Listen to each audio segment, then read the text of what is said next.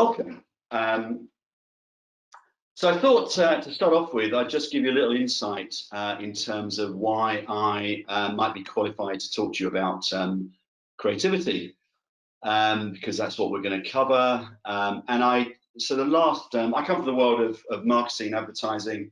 I worked all of my previous career in that world as a creative director.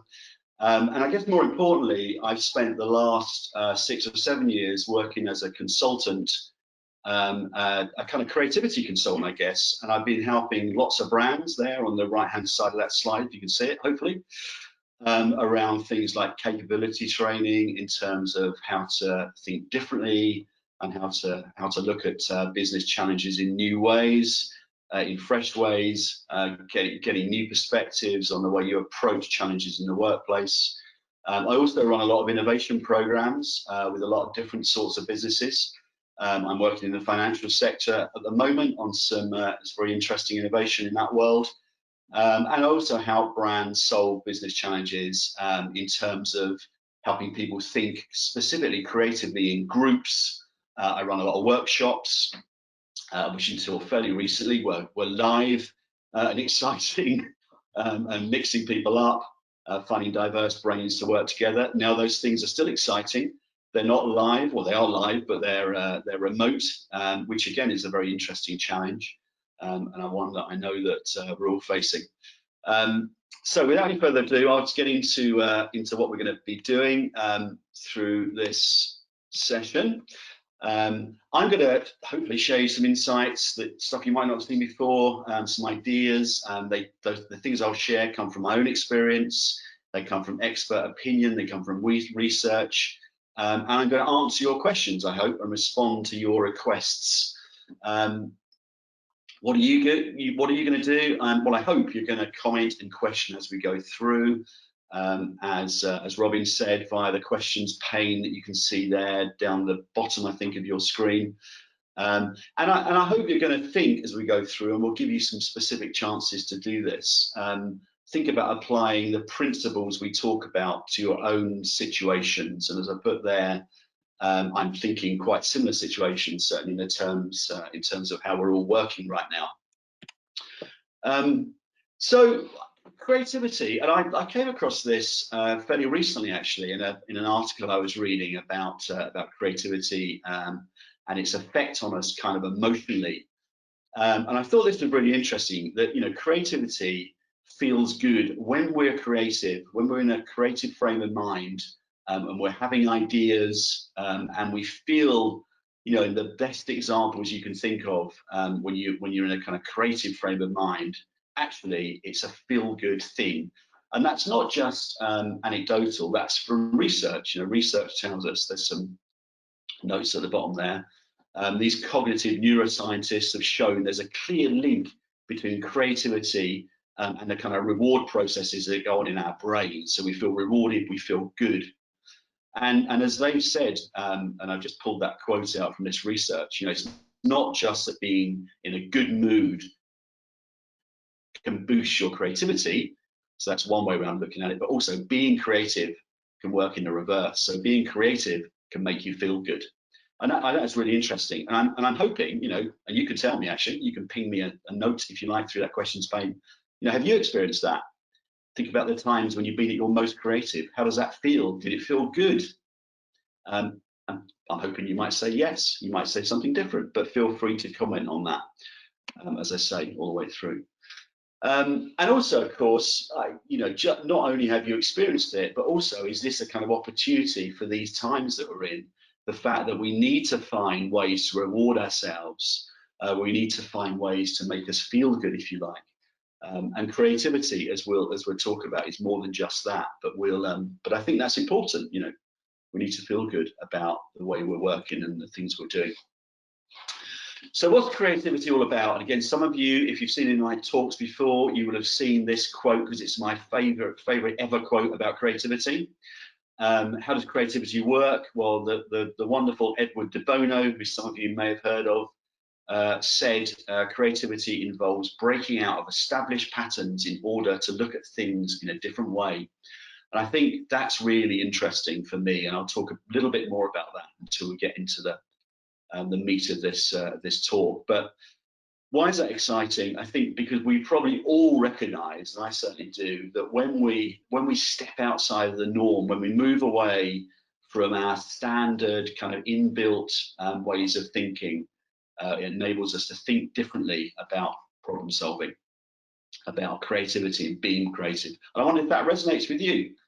Have you ever experienced that, you know, stepping out of doing things in the same old way, in the kind of instinctive way we tend to approach problem solving, to find new ways? I'm interested in that as well. But that's my favorite quote about creativity. I think it's important because it starts to talk to, you know, how we can apply creativity when we have a challenge at hand. And it's safe to say, you know, without sounding patronising, we all have the ability to be creative. We all have the ability to solve problems. Of course we do, because otherwise we wouldn't be able to live our lives. We wouldn't be able to sort of deal with the small things that life throws at us every day. You know, we're problem solving and being creative throughout our daily lives, you know, often without even knowing it.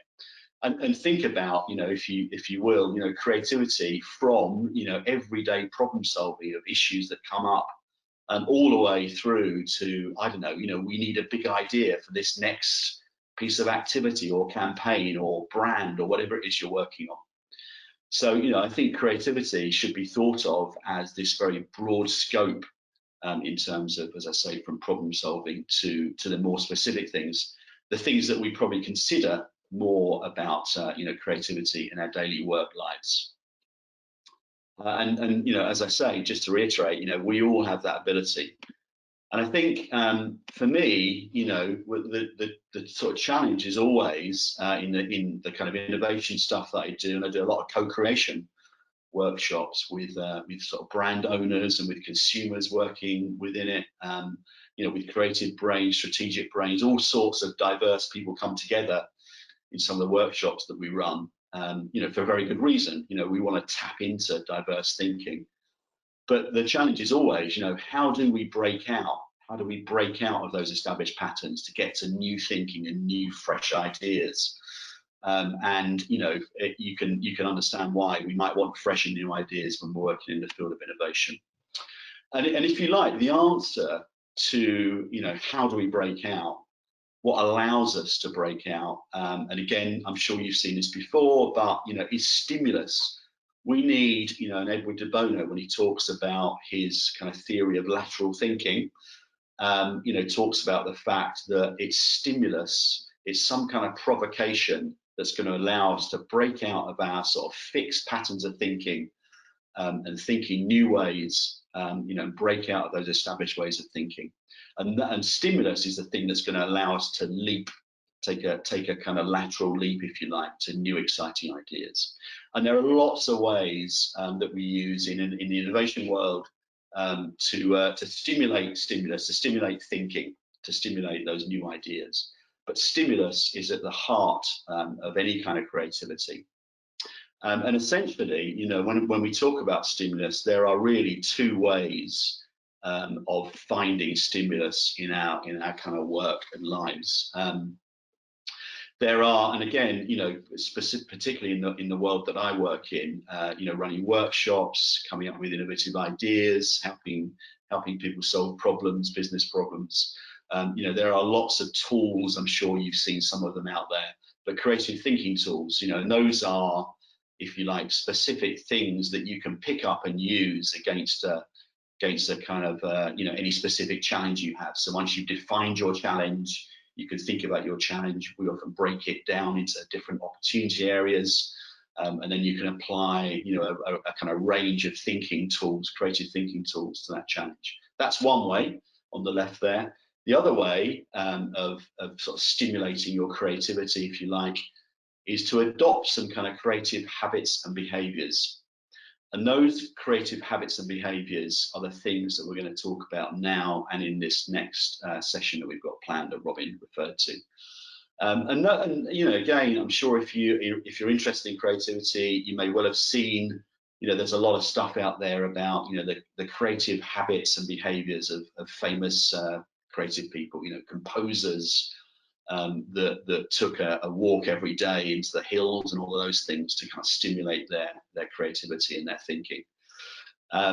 And some of those things are really useful in it, and there are always more than you can imagine, and more than you can find. And what we've done is start to kind of sort of categorize some of those things and turn them into behaviors that we can adopt into our kind of everyday.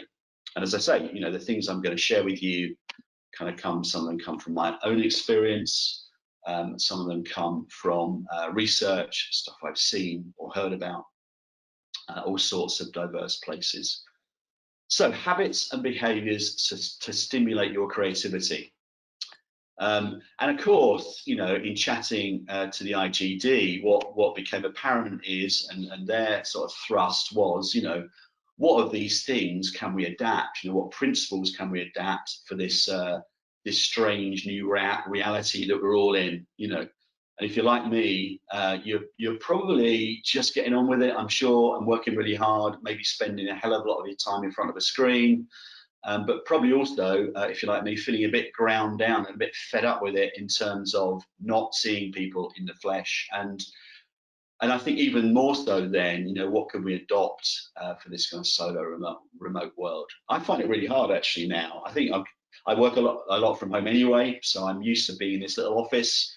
But I'm also very used to getting out and spending time with big groups of people, meeting clients, all those things. And I think, you know, we need this stuff even more so now that we can't do that.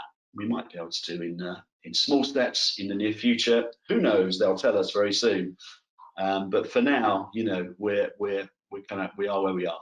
So, are there opportunities to adapt some of these principles for this world we're in? To talk the long way around it, if you like. As you may have seen in the title to this little talk, we're gonna tackle one particular kind of area today, and we're going to look at a different area next time. But the thing I wanted to talk about today was a thing called, well, that I've termed routine switching, which is really thinking about a sort of habitual behavior, if you like, around regularly refreshing your routines and inputs. And I'll explain a bit more about what I mean by inputs in a sec. And kind of this is sort of backed up really. I thought this was a really interesting bit of research that I heard. Actually, I think I heard it on Radio 4 driving somewhere about a year or so ago. And I can't remember why they were talking about it, but someone had done a poll of it, as it says here, 1,500 UK adults. And it was around the way that we tend to get stuck into kind of routines in our lives. And the headline, if you like, was 9 out of 10 UK adults feel like they're stuck in their very own Groundhog Day. And if you don't know Groundhog Day, if you're too young, which you may well be, as a movie, 80s movie, I think. Wonderful, wonderful film, very, very much worth seeing. Kind of a romantic comedy, but also a strange kind of comment on life and how it works. It's got Bill Murray in it, which has a lot to recommend it. Anyway, I'll move on. That was the headline. And what really struck me was a comment by by Jo Hemming, who's a behavioural psychologist. I'd never heard of her, but she said something in commentary around this study that around this, you know, that we all need some predictability of outcomes in our lives. We need to know our expectations will be met.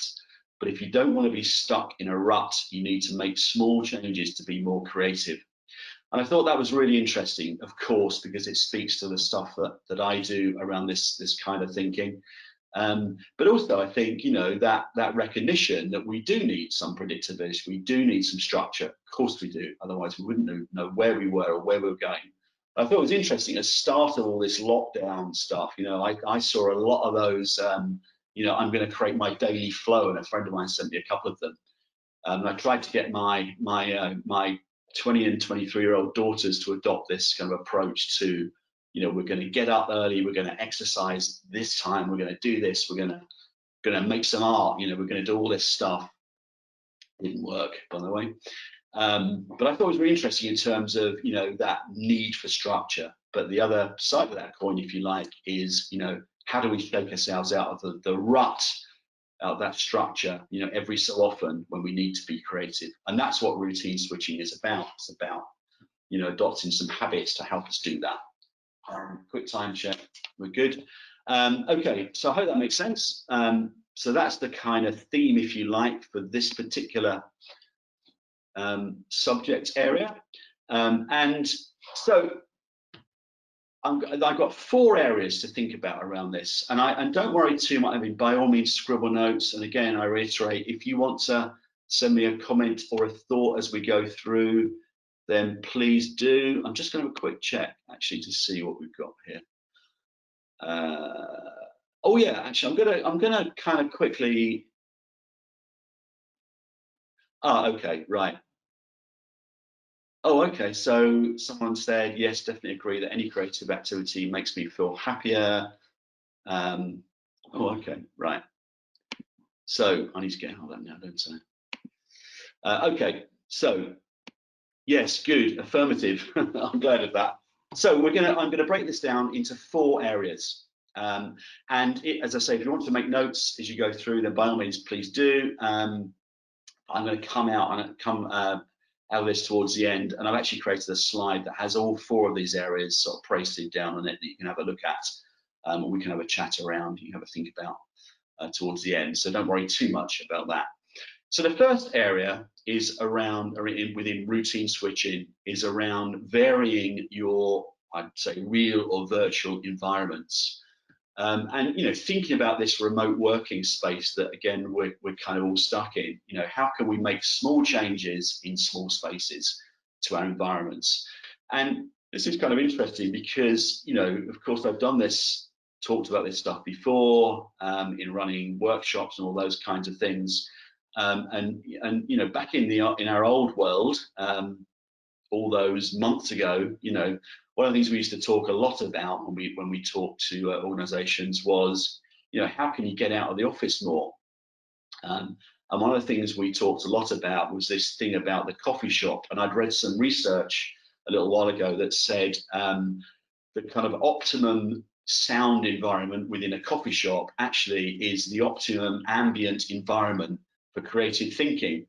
And there's a reason for that, which is that silence, actually, absolute silence, isn't great for creative thinking. You need something to kind of absorb your sort of part of your conscious brain, which allows your unconscious brain, to think on its own and to start to kind of tackle some things that are maybe bubbling away in there in terms of challenges you're facing, for example. So if you were sitting in a coffee shop, and interestingly, what I quite often used to do sitting in a coffee shop was put my headphones on or in, but without any sound on. And it kind of deadened the sound enough for me to think, but it allowed me to have this sort of background hum, buzz, that allowed my brain to sort of work in that way. And what you don't want, of course, when you're being creative is a noisy, interruptive environment that's where you're going to pick up on bits of conversation or various noises, for example, that's going to kind of distract you. But apparently that's the truth. That kind of background hum is an ideal environment for creative thinking. So worth thinking about. So now I got thinking, well, how could you adopt that for working in a remote environment? Where we're in our homes. A lot of us don't have the relatively luxury of having an office to work in. What if you're in a mixed house? What if you have kids around? All of those things that we face. Can we recreate that headphones thing, no sound thing in a noisy work from home environment? I think we maybe can. I think actually putting your headphones in, maybe with some gentle music, but also maybe without anything, so you've still got that little background hum. Could be a really good way of kind of recreating that at home. And someone said to me the other day, and actually I think one of my daughters told me this, that you can actually get a coffee shop soundtrack, by the way. So if that works for you, try that. But it's a really good tip actually for, don't think that locking yourself away in absolute silence is going to help your creativity. It's the background buzz and hum that you need. Another thing we often used to talk about, and again, a great piece of research I read a couple of years ago, which was, I think they did in Germany actually, where they tested people. They tested people that had eaten lunch at their desk versus people that had gone out for lunch with friends or colleagues just for half an hour or whatever. And they tested them in the afternoon for how creative they were. They did a little creative test on them. And people that had gone out for lunch and had lunch outside the office were more creative in the afternoon than people that sat and eaten lunch at their desk. Sorry. And I think that's the kind of cultural thing. There's a lot of cultures that you go to, and I used to do a lot of work in France, for example. They wouldn't dream of eating lunch at their desk, far from it. But I think, you know, the culture that something I used to work in when I was working in an office, a mixed office, was very much, you know, this sort of I'm really busy, therefore I'm eating lunch at my desk. Get out, do something different. We used to say, have lunch with friends, even if you just go for a walk around the block. You'll be more creative in the afternoon. And of course, you know, so how do you adopt that to the environment we're in now? Well, make time for lunch. Make time, you know, and take short breaks away from your screen. You know, move somewhere different for a break, for lunch, even if it's to eat a sandwich in the same room, but with a different view of that same room, even if it's just looking out of the window. Or have remote lunch with some colleagues or friends where it's not, you know, a forced meeting schedule. You know, it's a bit of downtime. Nothing wrong with that at all. So try and recreate that. And, you know, research says do something different at lunchtime and you'll be more creative in the afternoon. Worth giving a try. So a couple of ways of how you could, you know, use that variation of environments, if you like, in this sort of lockdown situation. So number two, in terms of looking at routine switching. This is a thing called emotional distance, and you might again have seen this. I saw this, and I've talked to various people about this over the last few months. We're very used to now, I guess, sort of physical distance. You know, distancing ourselves socially from people. You know, it's become a habit, hasn't it? It's really feels quite strange. You know, remembering. Well, I think it's become natural for me, certainly going out for a walk or whatever, or a run. And sort of stepping around people. And I think what's interesting about this for me, this idea of emotional distance, and again, this is born out of research that lots of different people have done. But if you can create yourself some emotional distance, you know, think about if you're stuck on a challenge and you really can't think about where to go with it. Quite often what happens when we're in that mode is that we're sort of trapped in the detail. All we can think about are the kind of outcomes and the challenge at hand. It's a bit like, you know, not being able to see the wood for the trees, if you like. And you know, this is a really good way of thinking differently and sort of stepping slightly outside of the challenge at hand. This idea of creating yourself emotional distance, and there's lots of ways of doing it. And actually, there's a particular creative tool called Parallel Worlds, where we look at, you know, different ways, you know, parallel industries or sectors have approached a similar kind of challenge to our own, and then we sort of take the principles of that challenge and apply them to our own. So this is a sort of thinking version of that, you know, a kind of habitual tool, if you like, rather than a specific creative thinking tool. But, you know, for example, if you imagine you're solving the problem for someone else rather than for yourself, might just be someone in another team or department. You know, think about what would the problem or the solution look like in the future, 5 years from now. How would a different kind of business approach it? That's that tool I alluded to. How would someone in a different country or culture approach it? If you think about that and create that little bit of emotional distance for yourself when you're stuck on something, it actually makes the challenge easier to get your head around, because you don't quite get trapped in the detail and the outcome of the challenge. It just allows you a sort of fresh perspective on it. So again, it's a really great way of just thinking differently about a challenge at hand. Number three, around routine switching. And again, some of you might have heard of this before, these kinds of things. And again, I was reading some research quite recently about daydreaming, which I'll talk about here as well. But we've talked about a lot of this kind of thing in the work that I've been doing for quite a while now. Certainly in terms of embracing the mundane, if you like. And certainly that idea of, you know, wandering and pondering. In fact, that was our terminology. We created, when we run workshops, quite often what we do with live workshops, in those halcyon days when we used to run those, you know, we would set challenges to small groups of people around a particular issue, whatever the innovation challenge was, and we'd say, you know, think about that challenge, you know, apply these insights to it or whatever, but just go and have a walk, you know, 2 or 3 of you for half an hour, then come back, just have a conversation about the challenge, then come back and download it, and we'll see what happens. So quite an informal thing, but actually this idea, you know, and back to that, those classic sort of habits of famous creative people, you know, the idea of wandering and pondering on a problem or a challenge is a great way of just thinking through something.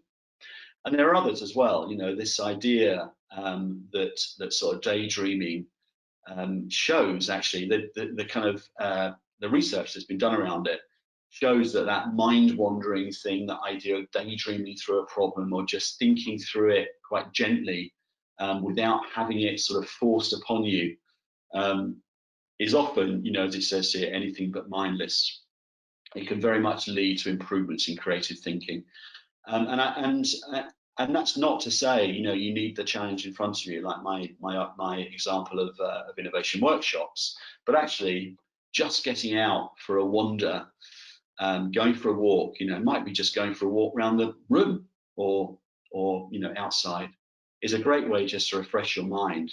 And it's interesting because I cycle a lot as well, and if I'm on my mountain bike along a track, I get really frustrated with people who wear headphones. You know, it's their own challenge if they want to do that. But you know, I shout out, "I'm coming through on my mountain bike," but they don't hear me, so I have to make a detour, you know, a 2-meter detour around them now. And I often think, well, I can't do that. I much prefer to go for a walk without my headphones in, because even though I want to listen to the next podcast or whatever it is I'm doing, or music or whatever, I'd much rather sort of think about nothing. And thinking about nothing is what this daydreaming thing is about. And it's a really good habit to get into, actually. Go for a walk with nothing on your mind, with nothing interrupting you through your headphones.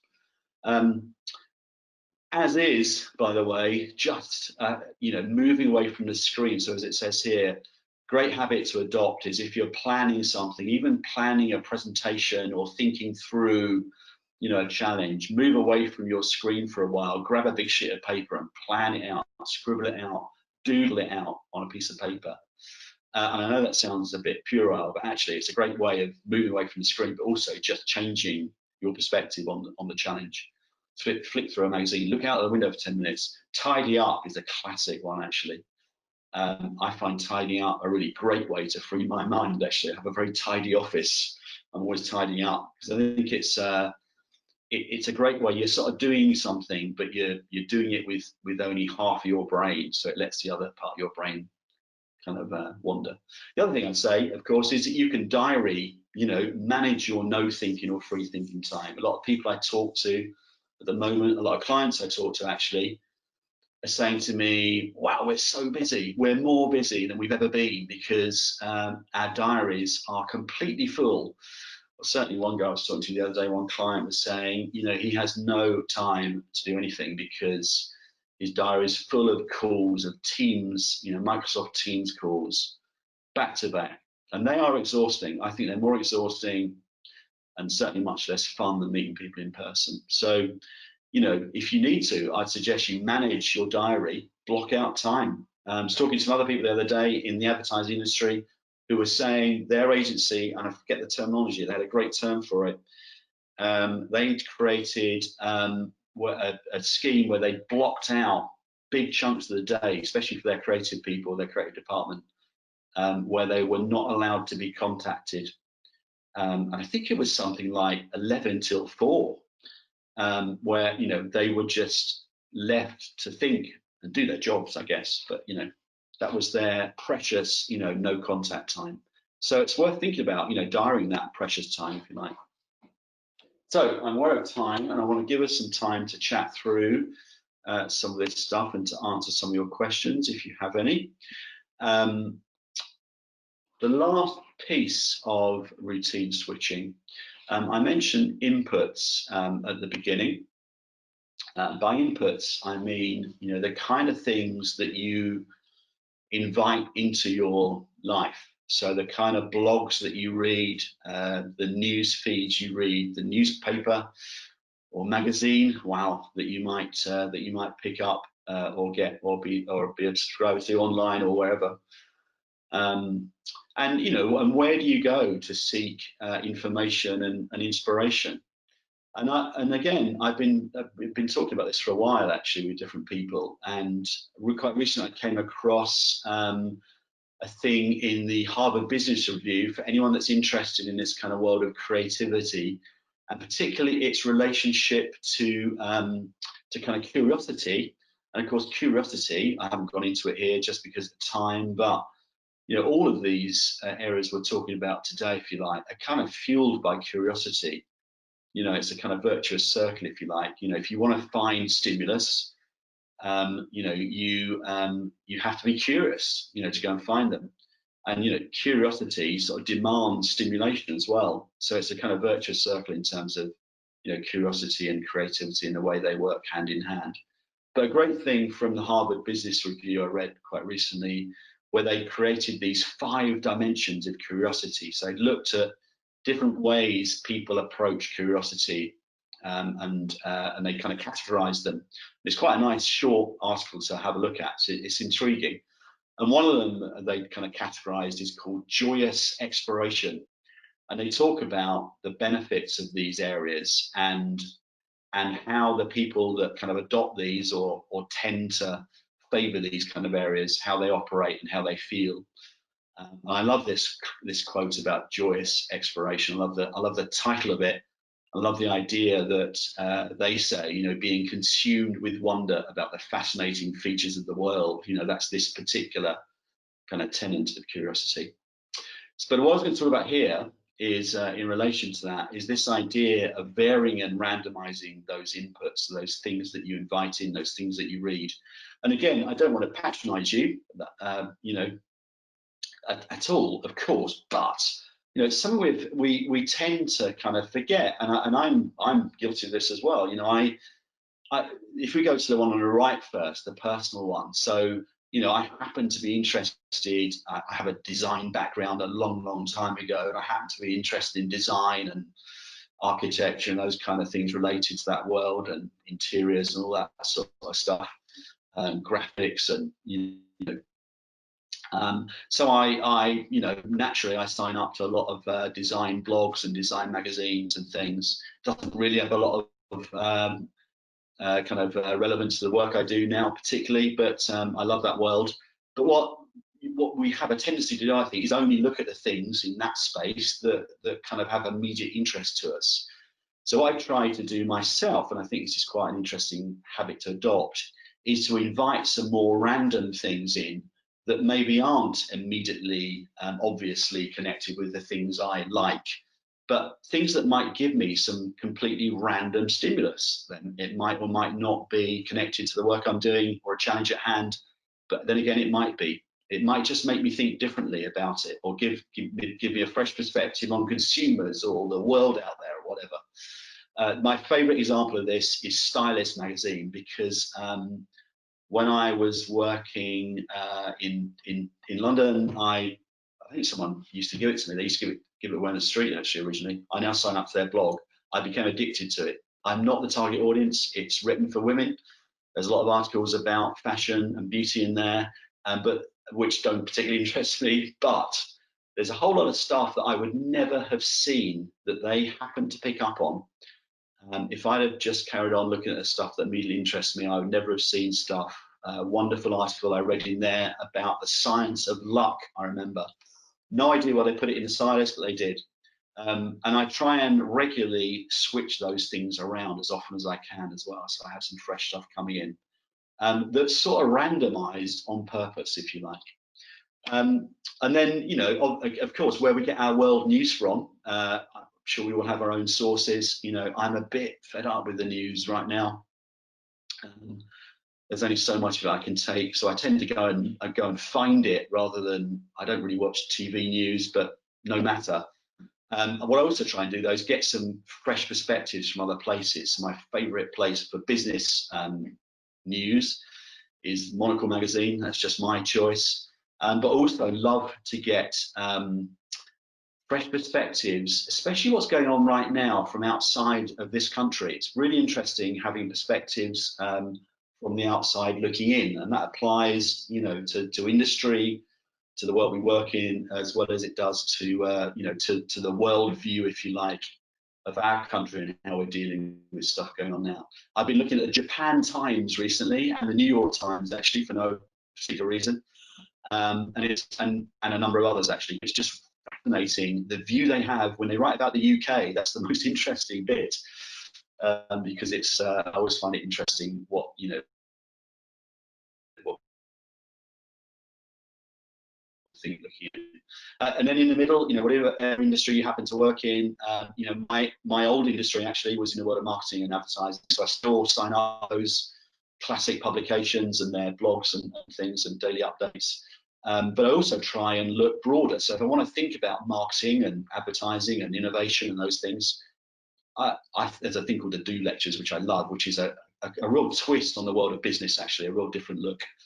And Springwise is about innovation. But the point here, these just happen to be some things I do, but if you can vary and importantly, I think, try and randomize them and play with them in terms of bringing new ones in and throwing old ones out, relatively frequently, it's a great way of getting fresh perspectives and changing your routines in terms of the stuff you're seeing. And the stories you can tell, actually, the anecdotes that you can pick up and the conversations you can have around it, and the stuff you can find out. And I think that's that's what makes us more creative in terms of the stuff that's coming in. So those are my 4 areas of around routine switching. I hope they made sense, and I'm going to come on to have a look at what you're saying in a second. I hope they're useful. And I guess, if we were in a live workshop now, I'd be chatting to you about this. We'd be talking about, I would be asking you to have a think about, what could you adapt for your own world or for your own life, and maintain. What could you take on? What small thing could you do differently tomorrow to bring a more creative approach into your day to day? What habit could you adopt? And as we all know, habits are not easy to form. I read some stuff somewhere. What was it? 16 weeks, I think, was the. I don't know where that came from, but it takes to form a habit. So you've got to do something consistently before it officially becomes a habit for 16 weeks, apparently. I think that was the number. Please tell me if you've seen that and I'm wrong. And also, we all know, we've all done training and all that stuff. If you don't kind of grab something, pretty straight away after you've heard it and try and apply it, it's quite hard to to go back to. So worth thinking about. If there's anything here that interests you, just try and make it happen sooner than later. And I thought while we go through this, I'll put this up for you to have a think about. So what I've done here, and I'll just chat through these again, just kind of précis them down for you in terms of what I've talked about, just while you're thinking. And I'd love you to tell me if there's something here, or if you have any questions, for example, or if you have something you've seen of interest, you have a comment, whatever it is. But particularly, if there's something here that takes your fancy and you think, yeah, actually, I'm gonna give that a go, give 1 or 2 of these a go, or one of them, whatever. So I talked about number 1 there, vary your real and virtual environments. So how can you make small changes in small spaces? How can you adopt some of that coffee shop creativity in your own space, that idea of changing your kind of ambient environment, if you like? How can you ban the desk lunch? Number 2 there, create yourself some emotional distance. As I said, you're focused more broadly on a challenge, and you're, without getting kind of trapped in the detail, being able to see the wood for the trees. So imagining you're solving the problem for someone else rather than yourself, for example. And then number 3 there, embracing the mundane and daydreaming. So those things around, occupying, the kind of conscious part of your brain, if you like. Doing things that allow your mind to wander and daydream. So wandering and pondering, tidying up, spend some mind wandering time away from the screen, simple activities. that allow your mind to wander. And then lastly, varying and randomizing your inputs. A bit of joyous exploration, being consumed with wonder about the fascinating features of the world. That's a t-shirt if ever there was one. So I'm hoping you've had a chance to think, and I might ask Robin if you'd like to come back and just help me run through some of your thoughts or questions. Hello, Robin. Hello. Sorry, I had my mic on mute there still. I'm back. Thank you for that. So yes, as Shelford said, we are now going to open up this webinar to your questions and your comment. So if you have anything, please add it into the questions pane now, and we'll have a great little discussion, answer as many questions that you may have. So Shelford, you can see this as well. Let's have a look. Yeah, we do have someone who says, I'm a bloke and I often read Stylist. It brings new ideas and new points of views to me. So that's okay then. I'm not alone. Yeah. I'm glad to hear it. Oh, this is I a good haven't point. got the question panel up on mine. Oh yes, I have now. Apologies. Should pop at the bottom. And somebody would like to know, in terms of further reading, someone said, what was the name of the Doom magazine that you discussed? Oh, if it's not a magazine, but sorry? Can't seem to find it online. If you look up the Do lectures, it's not a magazine. It's a series of lectures created by some guys in Wales. It's fascinating. It's a kind of alternative marketing conference, if you like. But look up the Do lectures. They're not happening right now, but all the stuff associated with those guys is great, actually, and fascinating. Worth checking out. So somebody just wanted clarification. The routine switching. Oh, there were 4 points. Can you just remind us what the 4th point was? Maybe go back a slide. Yeah, of course. He says, 1 second. Yeah, the last point actually was the one around changing your inputs. 1 sec. There you go. Can you see that? You can see that, Robin, can't you? I can see that, so I'm sure everybody else can as well. Yeah. And someone so actually. The last one.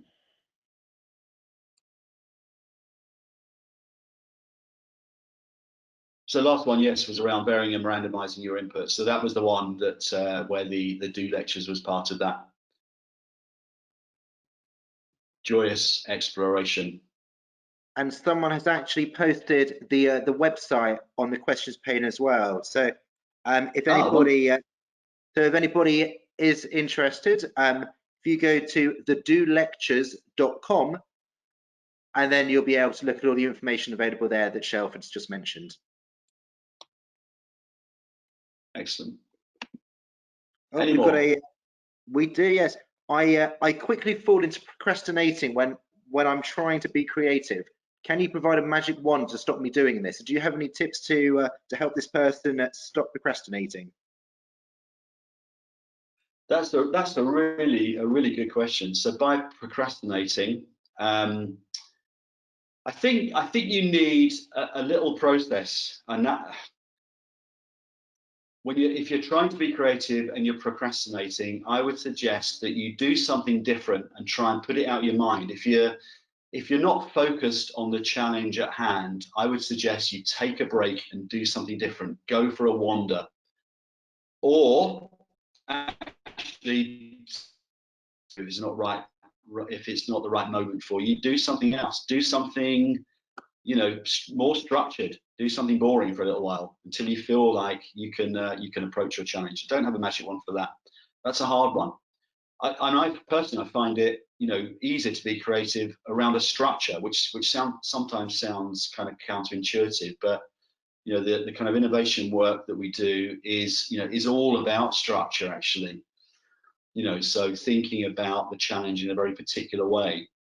And I think once you have a structure in place for doing it, think about, taking up one of those tools, thinking about the idea of emotional distance. So as soon as you've got a tool or a sort of mission in your mind in terms of the way of approaching it, then you might stop because you'll be into a process rather than it being just something that's hard to start. And I guess procrastination is about starting, isn't it? Once you've started, I guess you're on a bit more of a kind of roll. So I would suggest do something to get you on the roll, or do something and wait until you're feeling more fit for it, if you like. I hope that makes sense.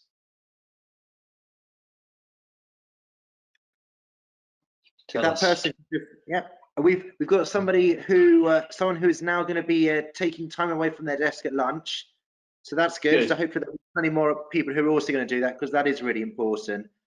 And yeah, I like to it sounds crass, but actually, it's worth doing. Anyone else got any that they think they want to adopt? While they're coming through, I do have one question for you, Shelford. If one is entrepreneurial, how can they stimulate creativity in a corporate environment? Oh, yeah, that's the story of my life, really. You have to take people on a journey with you, and that journey is often, not that easy. And I'm sure you've seen all those things out there around, how to stimulate your environment, all those things. But starting some of these habits and getting people to think differently is really hard. That's part, as I'm sure you're aware, part of the whole sort of change process within organizations. But from my own experience, I would say start with a few people. If you've got a few people on board with you, and when you say entrepreneurial, I don't know, if you're working on a project that's outside of the business norm or whatever you're doing, why not start getting a few people to come along that journey with you? And I think any of those things, you have to start small and grow them. But one person at a time, come and help me. Can you help me with this project? And I think if there's sort of proven success in terms of how those people feel, and is the project itself a success, or whatever you're doing is a success, then I think that breeds an atmosphere where more people might want to get involved in it. But I would say start small, get some people to come on the journey with you, indoctrinate them, if you like, into your thinking. And I'm sure we've all got those people in our organizations that are kind of easy to spot in terms of whether their minds might be open to being part of that journey. By the way, I think that everyone's mind, ultimately can be, and again, I've experienced it for myself with the work I do with brands and different groups. I often hear, those people, don't invite them to the workshop, they'll be negative, but it's all about the atmosphere that we create around those things that help people, step out of their day-to-day or their usual behaviors. And actually, we're going to talk a bit more about that, particularly in the next session, he says. That's a nice segue. Yeah, good there, Shelford. Yeah. Yeah, start small. Thank you. I hope that was very helpful. I've got time for one more question, and then I'm just going to wrap it up. Do you have any tips for team creativity or brainstorming during these virtual times? Oh, I got asked that the other day. Yeah, but I don't think I can go into them in much. I'll need a bit more detail. It's not easy, actually, and a couple of very quick tips then. And I work through these processes all the time. What I would say though is kind of having ideas and being creative is really hard virtually. But one thing that you can do, which I'm doing a lot of now because I'm forced to work outside of the standard workshopping environment, and actually this is taking something that we use live and turning it into a virtual, is get people working in very small groups.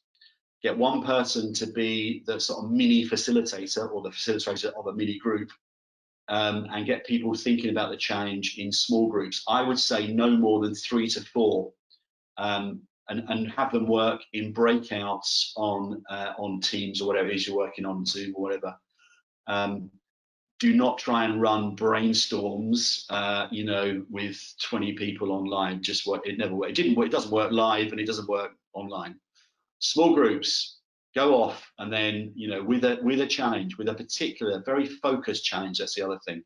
Be really clear and focused on your challenge. Then there's a whole bunch of stuff around the tools you can use and the way you can use insights within that, but I haven't got time to say now. But one tip would be one person to facilitate, and then send people off in, you know, in small groups with a facilitator in each group.